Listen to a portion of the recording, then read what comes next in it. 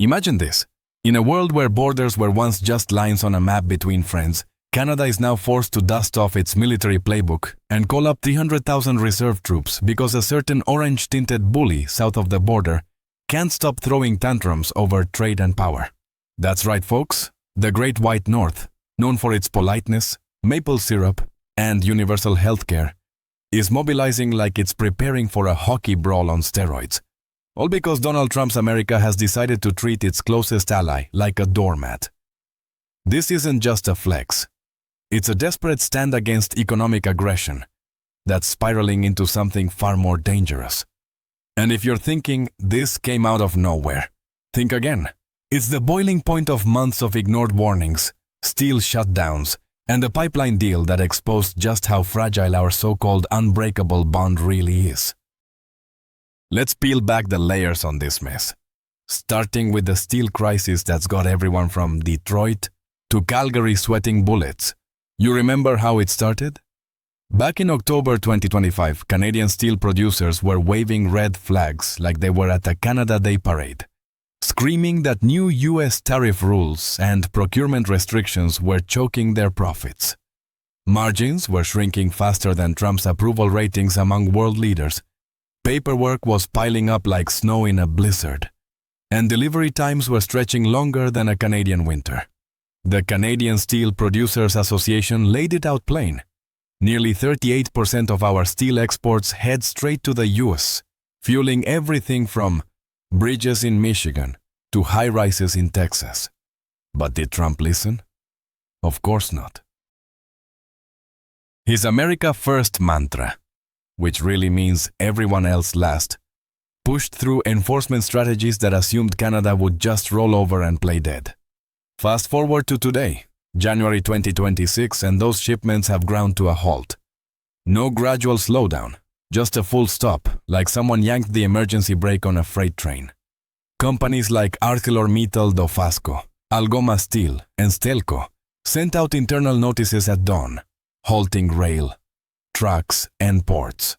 Why? Because every ton of steel now carries an extra $110 to $160 in compliance costs and tariffs, turning exports into a money pit. Canadian producers faced a no-brainer. Ship at a loss or stop. They stopped. And now the US construction industry is reeling.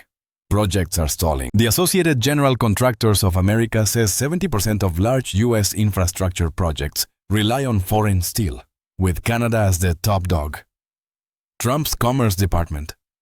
They issue a lame statement about temporary disruptions and claim domestic mills will pick up the slack. But US Steel, Nucor, and Cleveland-Cliffs are already at 84% capacity. Ramping up takes months, not minutes. Steel futures jumped 18%, ETFs tanked, and builder stocks plummeted 6% to 11%.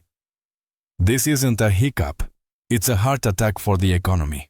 And who's paying the price? Not Trump in his gilded tower, but everyday workers. Over 18,000 US construction jobs are facing cuts, unions are scrambling, and small contractors without buffers are getting crushed first. In Texas, a $2.1 billion highway expansion is paused. Even Moody's warns this could shave 4% of US GDP growth. From a Canadian perspective, this is poetic justice wrapped in tragedy. We've been a reliable partner for decades, supplying high-quality steel without drama, and Trump repays us with betrayal. Prime Minister Mark Carney, stepping up as the steady hand Canada needs, has called this a reckless assault on shared prosperity. Hypothetically, if Carney were addressing the nation, and he should, he'd say, "We've extended olive branches, but Trump keeps swinging axes. It's time we protect our own." Carney, with his background as a former Bank of Canada governor, understands the numbers. This standoff could cost Canada $4.3 billion annually if we caved. But by standing firm, we're forcing a reckoning. But wait, it gets juicier. Or should I say oilier? Bombshell pipeline deal.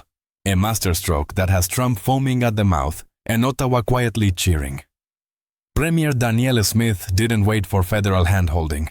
She went rogue in the best way, securing a 1 million-barrel-a-day corridor straight into the US without the usual song and dance. No press conferences, no endless consultations, just action. This isn't some pie-in-the-sky plan. Steel's in the ground, contracts are signed, crews are mobilized, and hundreds of millions have been sunk into land and pipes. Alberta's message? We're done with delays.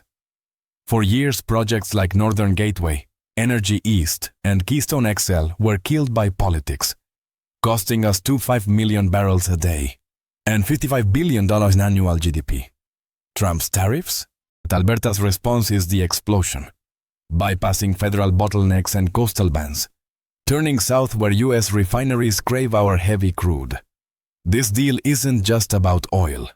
It's a lifeline for Canada's economy, projected to create tens of thousands of jobs and tens of billions in revenue. Indigenous communities are partners from the get-go, with equity ownership slashing lawsuits and building real reconciliation. Ottawa's rattled because Alberta acted within its jurisdiction, leaving no lever for interference. From a pro-Canada lens, this is empowerment. We've been bled dry funding equalization payments to provinces that block our growth, all while Trump plays tariff games.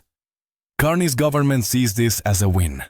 Alberta's initiative strengthens our continental energy security, he'd argue, contrasting it with Trump's isolationism.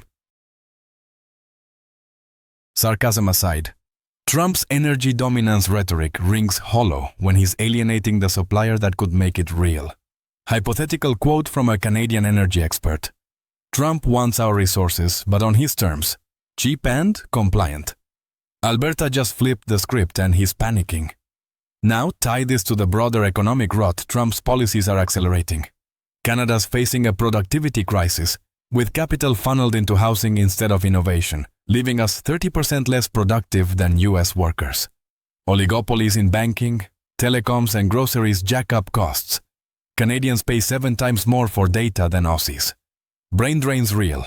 Immigration to the US up 70%, siphoning our best. Housing? Average home needs $170,000 income, while median's $70,000. Trump's tariffs exacerbate this, pushing deficits to $70 to $90 billion under Carney, who promised restraint but inherited Trudeau's mess. Yet Carney's fighting back, unlike Trump, who's turning the US into a protectionist fortress. This economic warfare has morphed into border tensions, culminating in Canada's mobilization of 300,000 reserves. Why now? Trump's threats aren't idle. His Trump corollary claims the Western Hemisphere as US turf, slamming tariffs that hit 75% of our exports. Rhetoric hints at annexation. Jokes about Canada as the fee-first state aren't funny anymore. US pressure on our critical minerals, lithium, cobalt, feels like a shakedown. Integrate or else. From the people's view, Trump's a bully preying on weakness, while Carney's the defender. Workers in Windsor and Niagara are furious. Trump's tariffs killed my overtime, says a hypothetical steelworker. Polls show 65% of Canadians blame Trump for the crisis, per a recent Ipsos survey. Pushing for competition and energy unlocks. He's critiqued for slow immigration fixes, but he's addressing the population trap where influxes strain infrastructure without boosting productivity. Trump? A disaster. From the people's perspective, he's a narcissistic wrecking ball, ignoring warnings, assuming we'd blink. His 2018 tariffs cost 75,000 downstream jobs, while adding only 8,700 in steel, history repeating. Canadians see him as self-defeating. His policies stall the infrastructure he funds, as one analyst quips. Sarcastic take? Oh, great. The guy who bankrupted casinos thinks he can manage a continent. Geopolitically, this escalation is Trump's folly. It's defensive necessity against a president who's turned trade into a battlefield. Data backs this. The National Association of Home Builders notes 10% steel cost rise, adds 9,000 to new homes. Today's spike triples that, pricing out young Canadians already crushed by the housing bubble. Trump's condemned for ignoring this ripple. Inflation hardens, Rate cuts delay. Mortgages sting. From the people's view, he's a disconnected elite, while Carney, with his economist roots, gets the grind, pushing for mineral leverage to lift tariffs. Analytically, Trump's strategy is a farce. His national security excuse for steel controls? Laughable when Canada's been a trusted ally since forever. George Conway's legal brief nails it. Sudden enforcement violates USMCA spirit, giving Canada dispute grounds. Economists at Brookings call it self-defeating, slowing capital velocity. Historical parallel, 1970s commodity shocks cascaded.